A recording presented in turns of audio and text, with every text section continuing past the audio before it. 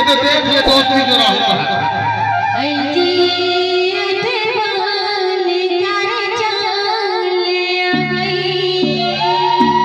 बिल्कुल आ जाओ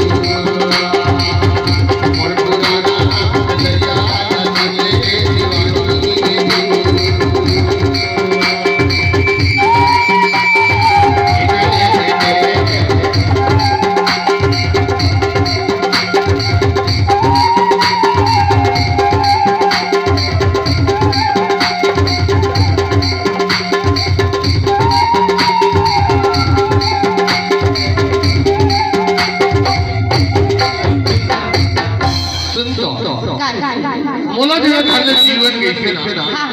वो घर से आगे ऐसे वो जीवन हमेशा हमेशा छोड़ के चले गए